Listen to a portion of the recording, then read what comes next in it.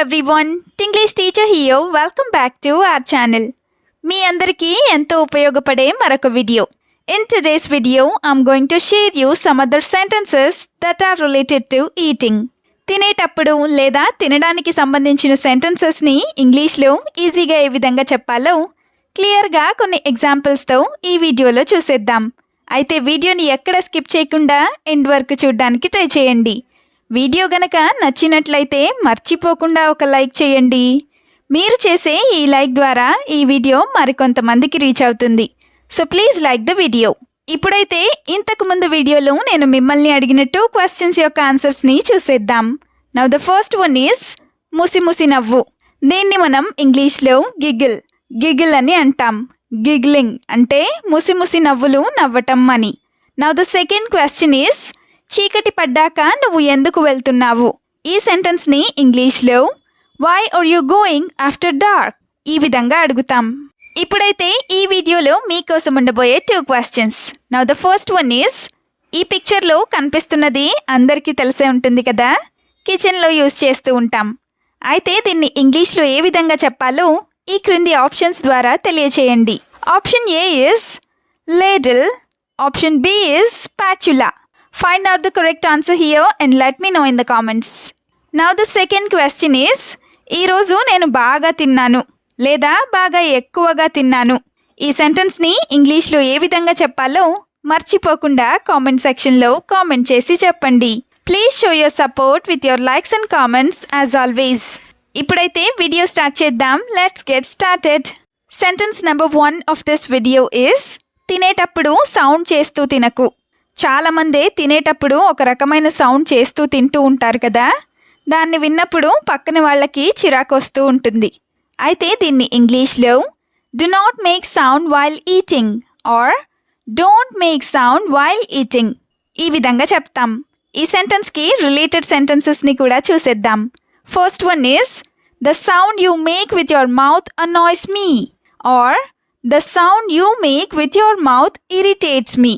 అంటే నువ్వు నీ నోటితో చేస్తున్న సౌండ్ నాకు చిరాకు తెప్పిస్తుంది అని. Now the second one is will you stop making that sound or not.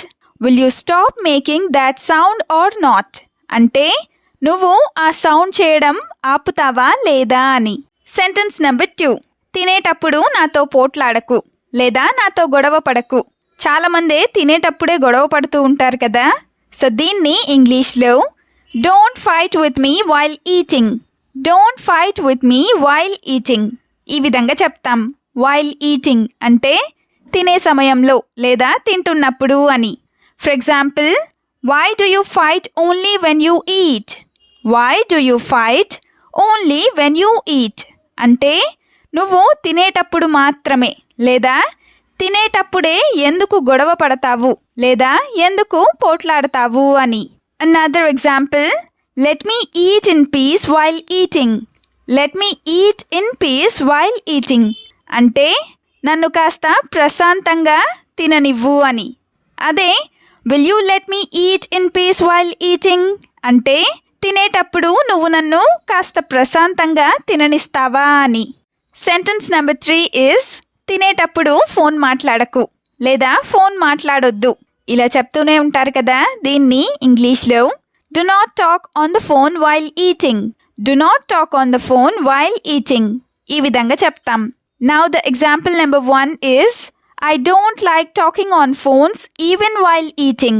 I don't like talking on phones even while eating అంటే తినేటప్పుడు కూడా ఫోన్లో మాట్లాడటం నాకు ఇష్టం ఉండదు లేదా నాకు నచ్చదు అని. Now the example number 2 is switch off the phone and keep it aside while eating. Switch off the phone and keep it aside while eating అంటే ఫోన్ స్విచ్ ఆఫ్ చేసి పక్కన పెట్టి తిను లేదా తినేటప్పుడు ఫోన్ స్విచ్ ఆఫ్ చేసి పక్కన పెట్టు అని. సెంటెన్స్ నెంబర్ 4 అంత ఫాస్ట్గా ఎందుకు తింటున్నావు లేదా అంత త్వరగా ఎందుకు తింటున్నావు. దీన్ని మనం ఇంగ్లీష్లో why are you eating so fast.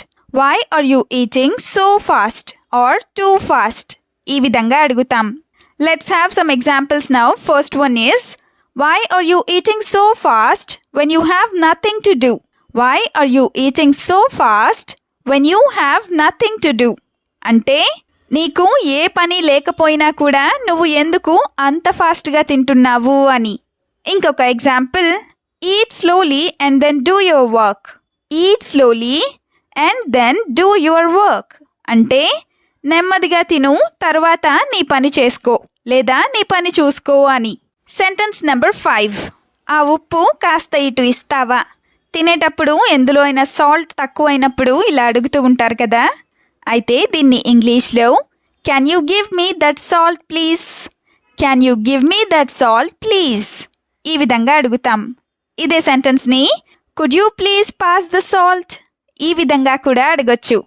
For example, salt is less in this curry, that's why I asked. Salt is less in this curry, that's why I asked అంటే ఈ కూరలో సాల్ట్ తక్కువైంది లేదా సాల్ట్ తక్కువగా ఉంది, అందుకే నేను నిన్ను అడిగాను అని. అదే నువ్వు కొంచెం సాల్ట్ తేగలవా ఈ విధంగా అడగాలనుకుంటే can you bring salt for me, can you bring salt for me ఈ విధంగా చెప్తాం. అంటే నువ్వు నా కోసం సాల్ట్ తీసుకురాగలవా అని. Sentence number 6. భోజనం మధ్యలో లేవకు. ఎవరైనా తింటూ తింటూ మధ్యలో లేచినప్పుడు ఇలా అంటూ ఉంటాం కదా. అయితే దీన్ని ఇంగ్లీష్లో don't get up in the middle of the meal, don't get up in the middle of the meal ఈ విధంగా చెప్తాం. In the middle of the meal అంటే భోజనం చేసే మధ్యలో అని. For example, he got a call, so he got up in the middle of the meal and left. He got a call, so he got up in the middle of the meal and left. అంటే అతనికి phone రావటం వల్ల భోజనం మధ్యలోంచి లేచి వెళ్ళిపోయాడు అని. ఇంకొక example, she didn't even have time to eat, she didn't even have time to eat అంటే ఆమెకి తినడానికి టైం కూడా లేదు లేదా తినడానికి కూడా టైం లేదు అని. సెంటెన్స్ నెంబర్ 7 ఇస్ నేను కాస్త ఎక్కువే తిన్నాను లేదా నేను కాస్త ఎక్కువ తిన్నాను. వంటలు బాగున్నప్పుడు ఇలా అవుతూ ఉంటుంది కదా. అయితే దీన్ని ఇంగ్లీష్లో I ate a bit too much, I ate a bit too much ఈ విధంగా చెప్తాం. A bit are a little అంటే కాస్తంత లేదా కొంచెం అని. For example, the dishes you cooked were good, so I ate a little more than usual. The dishes you cooked were good, so I ate a little more than usual. అంటే నువ్వు చేసిన వంటలన్నీ చాలా బాగున్నాయి, అందుకే నేను రోజుటి కంటే కాస్త ఎక్కువే తిన్నాను అని. ఇంకొక example, my stomach is full of your dishes, my stomach is full of your dishes అంటే నా పొట్టంతా నువ్వు చేసిన వంటలతో నిండిపోయింది లేదా నా పొట్టలో నువ్వు చేసిన వంటలే ఉన్నాయి అని. నెక్స్ట్ సెంటెన్స్ ఈజ్ తినే టైంకి నాకు నీరసం వచ్చేసింది. ఇలా అనుకుంటూ ఉంటారు కదా. దీన్ని ఇంగ్లీష్లో by the time it was time to eat I was very lethargic, by the time it was time to eat I was very lethargic ఈ విధంగా చెప్తాం. వెరీ లెథార్జిక్ అంటే చాలా నీరసం అని. For example, after doing all the work, I was very tired when it was time to eat. After doing all the work, I was very tired when it was time to eat. అంటే పనంతా చేసిన తరువాత తినే టైంకి నాకు చాలా నీరసం వచ్చేసింది లేదా నేను చాలా అలసిపోయాను అని. ఇంకొక example, I feel a bit better after eating.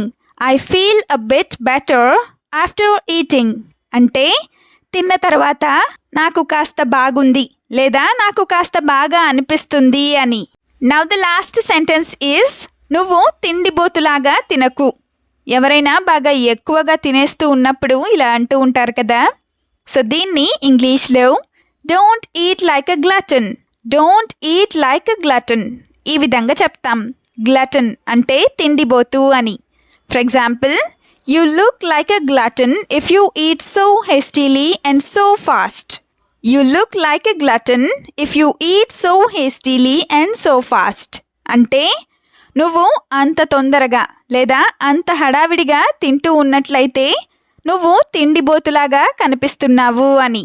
ఇంకొక example, she always eats like a glutton, she always eats like a glutton or he always eats like a glutton అంటే అతను లేదా ఆమె ఎప్పుడూ తిండిబోతులాగే తింటుంది లేదా తింటాడు అని. వీడియోని ఎండ్ వరకు చూసినందుకు థ్యాంక్ యూ సో మచ్. వీడియోలో ఉన్న సెంటెన్సెస్ అన్నీ తరచూ ప్రాక్టీస్ చేస్తూ ఉన్నట్లయితే you will become a better and fluent English speaker. ఈ వీడియో మీకు ఏ విధంగా అనిపించిందో మీ ఫీడ్బ్యాక్ని మాత్రం తప్పనిసరిగా కామెంట్ సెక్షన్లో కామెంట్ చేసి చెప్పండి. We'll meet you again with a useful and interesting video. Until then, keep learning, keep practicing and keep supporting Tinglish Teacher. Have a good day. Bye bye.